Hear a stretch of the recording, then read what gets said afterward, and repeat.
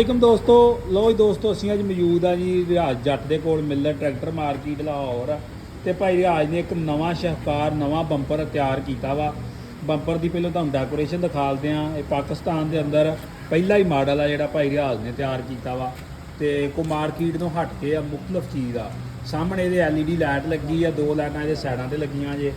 ਇਸ ਸਾਈਡ ਤੇ ਦੇਖ ਸਕਦੇ ਸਾਹਮਣੇ ਇਹਦੇ ਸੰਗਲੀਆਂ ਪੈਣੀਆਂ ਜੇ। ਵਿੱਚ ਲਿਖਿਆ ਤਿਆਰ ਕਰਦਾ ਰਿਆਜ਼ ਜੱਟ ਮਿਲਰ ਟਰੈਕਟਰ। ਬਾਕੀ ਭਾਈ ਰਿਆਜ਼ ਨਾਲ ਗੱਲਬਾਤ ਕਰਦੇ ਆ। ਇਹ ਕਿੰਨੇ ਦਾ ਵਾ, ਕੀ ਗੱਲਬਾਤ ਆ। ਸਲਾਮ ਅਲੈਕਮ ਭਾਈ ਰਿਆਜ਼। ਵਾਲੇਕੁਮ ਸਲਾਮ। ਭਾਈ ਰਿਆਜ਼ ਕਿੰਨੇ ਦਾ ਵਾ? ਇਹ ਹੈਗਾ 80,000 ਦਾ। ਸਹੀ। ਇਹਦਾ ਵਜ਼ਨ ਕਿੰਨਾ ਵਾ? ਇਹਦਾ ਵਜ਼ਨ 90 ਤੋਂ 95 ਕਿਲੋ ਹੋਣਾ। ਇਹਦੇ ਮਿਹਨਤ ਬੜੀ ਹੋਈ ਹੈ। ਸਹੀ। ਇਹ ਕਿਹੜੇ ਟਰੈਕਟਰ ਲਈ ਬਣਿਆ ਵਾ? ਇਹ 85 ਨੂੰ ਲਾ ਲਵੋ, 60 ਨੂੰ ਲਾ ਲਵੋ, ATS ਨੂੰ ਲਾ ਲਵੋ, ਜਿਹਨੂੰ ਮਰਜ਼ੀ ਲਾ ਲਵੋ। ਫੀਅਰ ਦੇ ਟਰੈਕਟਰਾਂ ਨੂੰ ਟਿਕਟ ਤੇ ਵੀ ਉਹਦੀ ਸੈਟਿੰਗ ਕਰਨੀ ਪੈਣੀ, ਉਹ ਵੀ ਕਰਦੇ ਹਾਂ। ਟਿਕਟ ਦਾ ਸ਼ੌਕ ਉਹਨਾਂ ਪੂਰਾ ਨਾ ਹੋਵੇ, ਉਹਦਾ ਵੀ ਕਰਦੇ ਹਾਂ। ਸਹੀ। ਅੱਛਾ, ਇਹਦੇ ਵਿੱਚ ਕੀ ਵਾਧਾ ਕੀਤਾ ਵਾ ਆਮ ਇਹ ਭਾਜੀ ਅਸੀਂ ਤੇ ਬਣਾਇਆ ਨਹੀਂ ਸੀ। ਇੱਕ ਸਾਡਾ ਵੀਰ ਹੈ, ਉਹ ਬਾਹਰ ਹੁੰਦਾ ਇਟਲੀ। ਅੱਛਾ। ਉਹਦੇ ਕੋਲ ਡਬਲ ਕੈਬਨ ਡਾਲਾ ਸੀ। ਮੈਨੂੰ ਕਹਿੰਦਾ ਇਹਦੇ ਨਾਲ ਬੰਪਰ ਬਣ ਸਕਦਾ ਹੈ। ਮੈਂ ਕਿਹਾ ਜੀ ਬਿਲਕੁਲ ਬਣ ਸਕਦਾ। ਡਾਲੇ ਨੂੰ ਲੱਗਾ ਬੰਪਰ? ਡਾਲੇ ਨੂੰ ਲੱਗਾ ਸੀ।